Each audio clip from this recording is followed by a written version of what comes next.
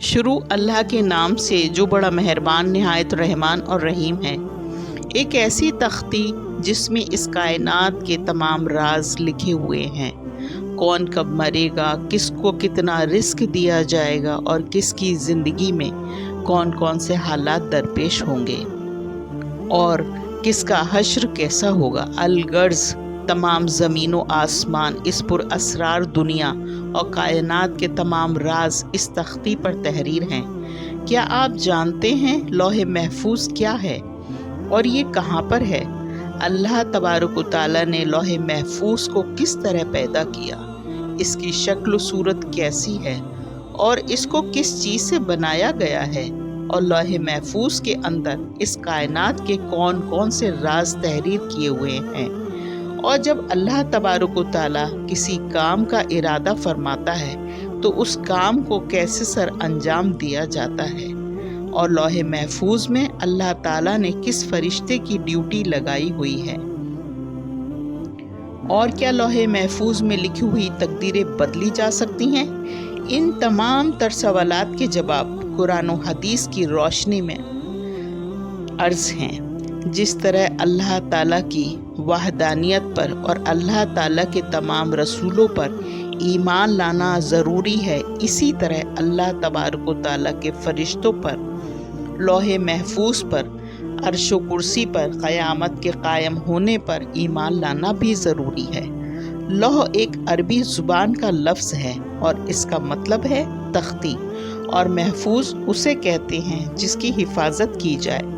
روایات میں آتا ہے کہ اللہ تعالیٰ نے زمین اور آسمان کو تخلیق کرنے سے 50,000 سال پہلے لوح محفوظ کو تخلیق فرمایا۔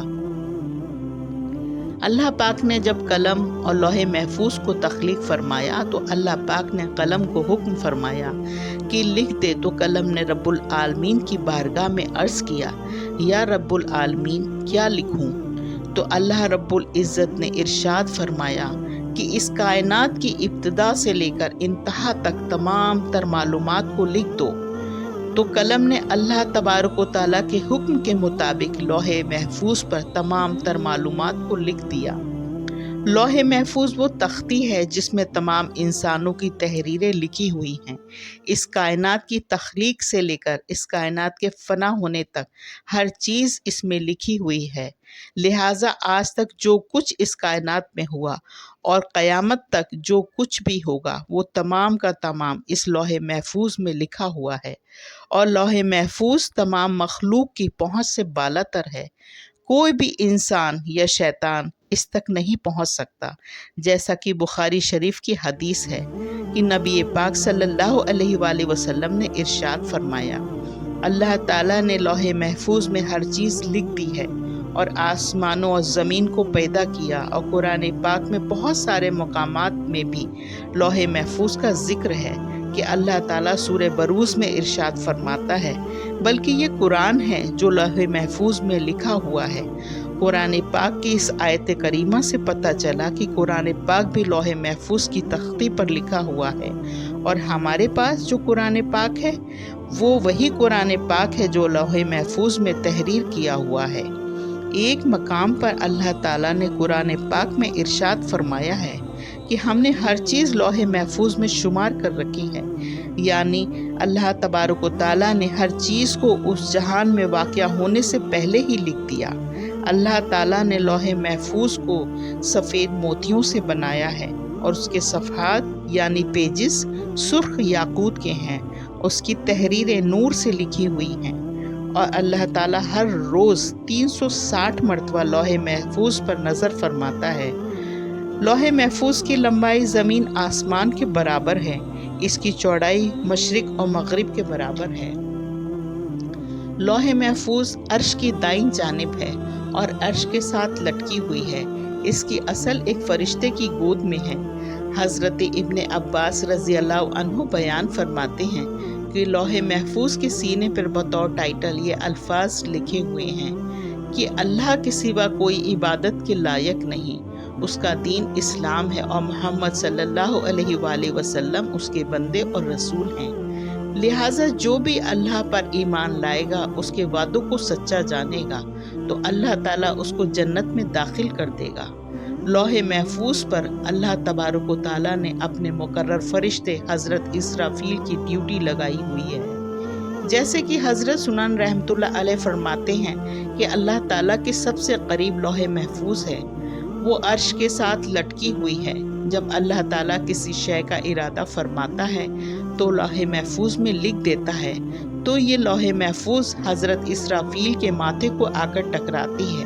جب یہ حضرت اسرافیل علیہ السلام کے ماتھے پہ آ کر ٹکراتی ہے تو اس میں آپ نظر کرتے ہیں، اگر اس میں حکم آسمان والوں کے متعلق ہے تو حضرت اسرافیل علیہ السلام میکائیل علیہ السلام کے سپرد کر دیتے ہیں، اور اگر کوئی زمین والوں کے متعلق حکم ہے تو حضرت اسرافیل علیہ السلام اس حکم کو حضرت جبرائیل علیہ السلام کے سپرد کر دیتے ہیں۔ اور سب سے پہلے روز قیامت جس چیز کا حساب ہوگا وہ لوح محفوظ ہوگی۔ جب روز قیامت اللہ تعالیٰ لوح محفوظ کے حساب کے لیے بلائے گا تو اس کے سب جوڑ کانپ رہے ہوں گے، تو اللہ تبارک و تعالیٰ لوح محفوظ سے فرمائے گا، کیا تو نے میرے حکموں کو پہنچا دیا تھا؟ تو لوح محفوظ اللہ تعالیٰ کی بارگاہ میں عرض کرے گی، جی ہاں یا رب العالمین۔ تو کہا جائے گا، تیرے حق میں کون گواہی دے گا؟ تو وہ اللہ تعالیٰ کی بارگاہ میں عرض کرے گی، حضرت اسرافیل علیہ السلام۔ تو حضرت اسرافیل علیہ السلام کو بلایا جائے گا۔ اس وقت حضرت اسرافیل علیہ السلام کے بھی جوڑ کانپ رہے ہوں گے۔ اللہ تعالیٰ حضرت اسرافیل علیہ السلام سے فرمائے گا، کیا لوح محفوظ میں میرے سارے احکام پہنچا دیے تھے؟ تو حضرت اسرافیل علیہ السلام اللہ کی بارگاہ میں عرض کریں گی، جی ہاں رب العالمین۔ اس وقت لوح محفوظ کہے گی، سب تعریفیں اللہ تبارک و تعالیٰ کے لیے ہیں جس نے مجھے برے عذاب سے نجات دی، اور پھر اسی طرح حساب کتاب کا سلسلہ ہوتا رہے گا۔ کیا لوح محفوظ کی تقدیر کو بدلا جا سکتا ہے؟ اور کیا واقعی تقدیر دعاؤں سے بدل جاتی ہے؟ اس کے بارے میں روایات ہے کہ تقدیر 3 قسم کی ہوتی ہے۔ پہلی تقدیر وہ ہوتی ہے جو عام انسانوں کی دعاؤں سے اللہ تعالیٰ بدل دیتا ہے، اور دوسری تقدیر وہ ہوتی ہے جو اللہ تعالیٰ اپنے خاص بندوں، اپنے اولیاء، انبیاء اکرام کی وجہ سے بدل دیتا ہے۔ ان دونوں قسموں میں سے تقدیروں کو بدلا جا سکتا ہے، لیکن تقدیر کی تیسری قسم جو لوح محفوظ میں تحریر ہے، اس کو نہیں بدلا جا سکتا۔ حتیٰ کہ لوح محفوظ پر لکھی تقدیر کو بدل کرنے کے لیے کوئی نبی بھی دعا کرنا چاہے تو اللہ تعالیٰ ان کو روک دیتا ہے۔ اس سے معلوم ہوا لوح محفوظ میں جو کچھ بھی لکھا ہوا ہے اس میں کسی قسم کی کوئی بھی تبدیلی نہیں ہو سکتی۔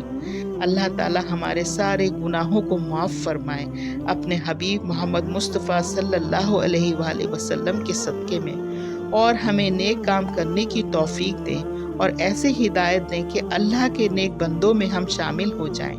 آمین ثم آمین یا رب العالمین۔